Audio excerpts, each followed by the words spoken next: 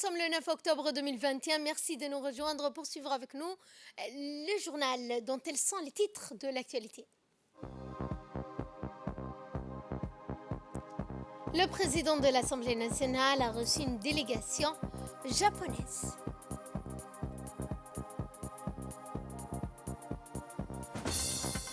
Et après le passage d'un cyclone, des inondations meurtrières au Yémen.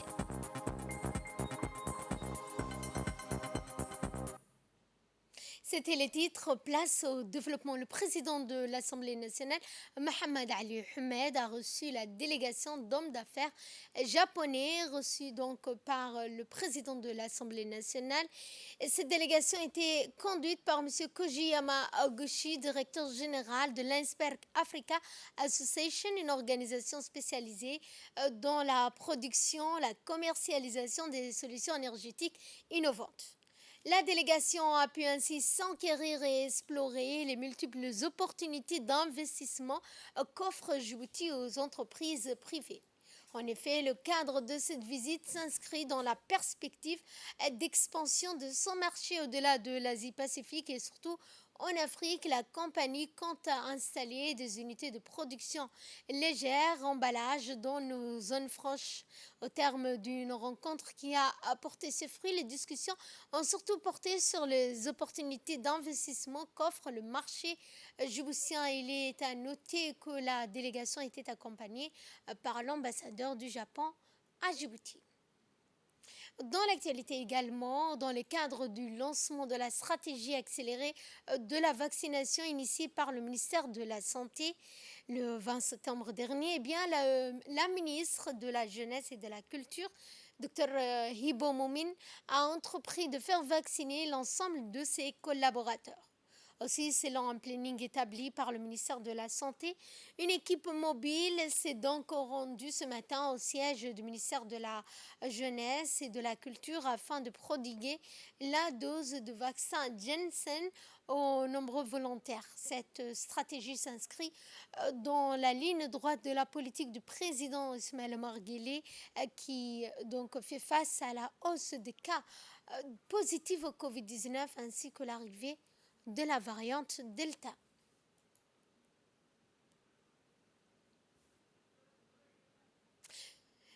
Vaccination toujours, le ministère de la Santé poursuit sa campagne accélérée de vaccination contre la Covid-19 et grâce à des vaccinobus permettant de partir à la rencontre des populations qui ne peuvent pas toujours se déplacer jusqu'au centre de vaccination. Selon un planning préétabli, le vaccinobus se rendra dans la commune de Blos, s'est rendu notamment ce jeudi et plus particulièrement dans les quartiers S5 où une forte population a bénéficié de la vaccination contre le coronavirus. Sur place, le médecin et 2 infirmiers qui ont pris en charge les personnes voulant se faire vacciner. Pour la 11e année consécutive, l'hôpital Al-Rahma de Balbala a effectué au cours de la semaine dernière une caravane médicale pour réparer la fente labiale et la fente palatine en faveur de 26 personnes dont la majorité sont des enfants âgés donc de 5 mois à 5 ans. Ce projet caritatif financé par l'ONG Al-Rahma International et des bienfaiteurs du Koweït a été mis en œuvre par un consultant en chirurgie plastique, à savoir Dr Mohamed Al-Kuleibi et Dr Ahmed Othman, consultés L'Oréal à l'hôpital. Cette initiative s'inscrit dans le prolongement des convois médicaux effectués par l'hôpital Al-Rahma au cours des 10 dernières années, poursuivre le rythme des efforts du ministère de la Santé qui vise à apporter des soins spécialisés aux patients dans diverses spécialités, en particulier les familles pauvres et les personnes à revenus limités. Pour sa part, le directeur régional de l'ONG Al-Rahma International, Abdulghani Al-Qurashi, a exprimé son grand plaisir pour le succès de toutes les chirurgies pour le traitement de la fente labiale et la fente palatine qui ont été effectuées par l'hôpital Al-Rahma pour la 11e année consécutive sous tutelle du ministère de la Santé. Nous avons tout fait pour offrir une atmosphère propice à ce convoi médical, que ce soit en ce qui concerne les spécialités ou en fournissant des équipements et des fournitures de pointe.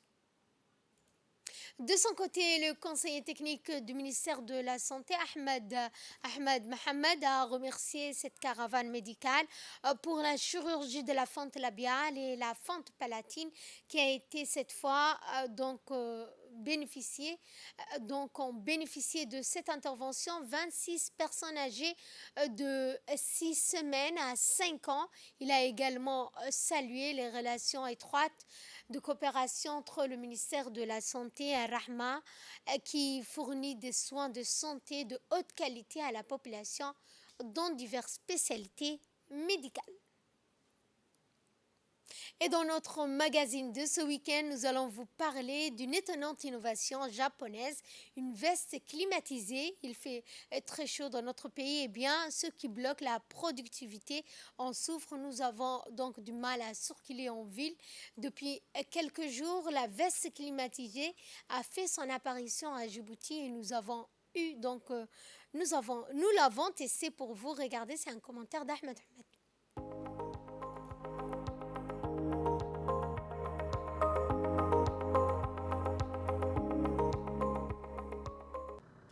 Il fait très chaud. Notre productivité en souffre. Nous avons du mal à circuler en ville et pourtant, nous aimerions inverser la situation. Les Japonais, champions des nouvelles technologies, ont trouvé la solution depuis plusieurs années maintenant, grâce à une étonnante invention, une veste climatisée. Depuis quelques jours, la veste climatisée a fait son apparition à Djibouti et nous avons eu envie de la tester. Un produit grand public, mais surtout destiné aux travailleurs soumis à l'effort et exposés directement au soleil. Hassan Ali est ouvrier dans le bâtiment. Il n'a jamais entendu parler de cette technologie et lorsque nous lui avons prêté la veste, il n'en revenait pas. Nous l'avons laissé alors travailler toute la journée avec ce nouvel outil, sous le regard intrigué de ses collègues. Une veste qui rafraîchit grâce à 2 ventilateurs, qui brassent jusqu'à 2 litres d'air par seconde entre le corps et le tissu.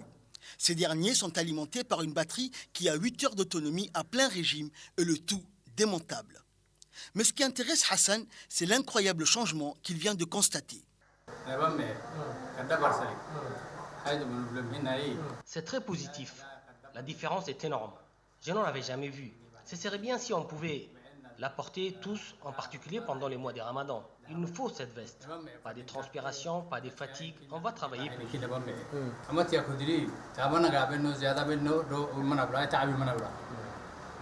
Sous un soleil battant, même en ce mois d'octobre, circuler en ville reste difficile. La canicule semble s'éterniser. C'est pourquoi la veste climatisée est le moyen moins énergivore pour se rafraîchir. Abdulkadir vient lui aussi de découvrir ce vêtement qui continue à faire un carton au Japon et dans beaucoup de pays qui l'ont adopté. Une tenue fortement adaptée à notre climat et utilisable en toutes circonstances.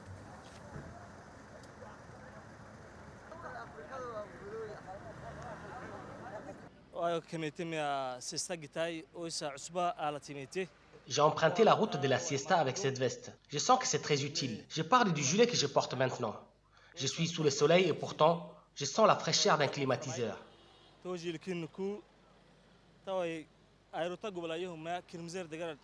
J'ai marché de la siesta jusqu'à l'hôpital Pelletier et je ne transpire même pas. Pour moi, la saison fraîche a déjà commencé. La différence est tellement importante qu'on ne pensera plus à la chaleur à Djibouti.